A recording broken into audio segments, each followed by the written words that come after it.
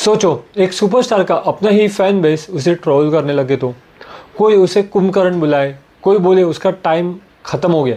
लेकिन रामायण पढ़ने वालों ने एक बात अच्छी तरह से जानते हैं, जब कुंभकर्ण जागता है तब सिर्फ आंखें नहीं खुलती, लोगों की नींदें उड़ जाती है और लगता है अजय देवगन फाइनली जाग गए, एक सरप्राइज अनाउंसमेंट के साथ जिसने आते ही बॉलीवुड का नेक्स्ट बिगेस्ट क्लैश सेट कर दिया, पठान वर्सेस चौहान। और टीज़र देखने के बाद एक बात तो पक्की है, ये सिर्फ एक और एक्शन फिल्म नहीं लग रही। वेल हेलो, मेरा नाम है नीरज और ऑनेस्टली इस अनाउंसमेंट ने मुझे कम्प्लीटली सरप्राइज कर दिया, क्योंकि इतने टाइम से सबको लग रहा था कि अजय देवगन का नेक्स्ट बड़ा सरप्राइज शायद अभी दूर है। लेकिन मेकर्स ने बिना ज़्यादा नॉइज क्रिएट किए सीधा चौहान अनाउंस कर दी।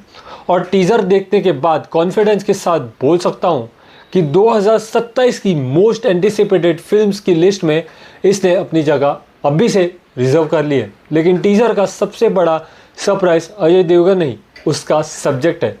पिछले कुछ सालों में अजय देवगन को लेकर फैंस के रिएक्शन मिक्स्ड रहे।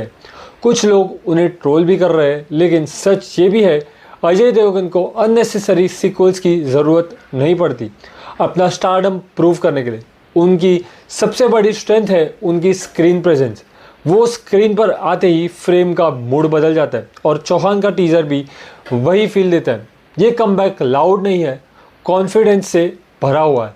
एक और इंटरेस्टिंग चीज़ नोटिस करने वाली थी, जियो स्टूडियोज लगातार बड़े और रिस्की प्रोजेक्ट्स चूज़ कर रहे हैं और इस बार कश्मीर जैसे सेंसिटिव बैकड्रॉप को चूज़ किया है। स्टोन पेल्टिंग, फियर, वायलेंस और ग्राउंड रियलिटी की सिर्फ कुछ सेकंड्स की झलक ही टीज़र को अलग फील दे देती है। कश्मीर का नाम सुनते ही अगर दिमाग में सिर्फ खूबसूरती नहीं बल्कि टेंशन भी आती है तो टीज़र अपना काम कर चुका है। और फिर होती है उस इंसान की एंट्री जिसका आधा चेहरा ही थिएटर में एक्साइटमेंट बढ़ा देता है। जैसे ही अजय देवगन का हाफ फेस रिवील होता है, ऑटोमेटिकली कॉन्फिडेंस आ जाता है कि अब पिक्चर का असली हीरो आ गया है। और ऑनेस्टली यही टीज़र का हाईएस्ट पॉइंट लगा मुझे। एक और चीज़ जो मुझे काफ़ी इम्प्रेस कर गई वो है कि टीज़र का बैकग्राउंड स्कोर किसी ने सोचा था कि जुम्मा चुम्मा जैसे गाने की फील के साथ कश्मीर जैसे सीरियस टॉपिक को इंट्रोड्यूस किया जा सकता है। ये रिस्की भी था और यूनिक भी था। अगर पूरी एल्बम इसी लेवल की निकली तो गूज बम्स गारंटीड मिलेंगे। इंटरेस्टिंग बात यह है कि फिल्म को नीरज पांडे नहीं, नीरज यादव डायरेक्ट कर रहे हैं और उनका राइटिंग बैकग्राउंड देखकर क्यूरियोसिटी और बढ़ जाती है। काफ़ी टाइम तक मार्केट में ये डिस्कशन था कि उनके साथ अक्षय कुमार की गोरखा बनेगी, लेकिन अब उसकी जगह अजय देवगन की चौहान आ गई है। और ऑनेस्टली टीज़र देखकर लगता है कि जो एक्सपेक्टेशन सिंघम अगेन से थी, शायद चौहान उनसे भी बड़ा सरप्राइज बन सकती है। सिंघम प्रो मैक्स शायद इसी को कहते हैं। और एक चीज़ जो सिर्फ अजय देवगन के पास है और किसी के पास शायद नहीं है, उनकी आवाज़। बच्चा बच्चा पहचान लेता है कि ये आवाज़ किसकी है। हैवी, काम, लेकिन अंदर से डेंजरस।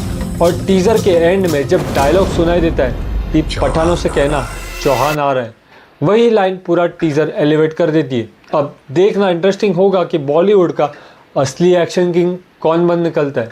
मिलते हैं नेक्स्ट वीडियो में, तब तक के लिए बाय बाय।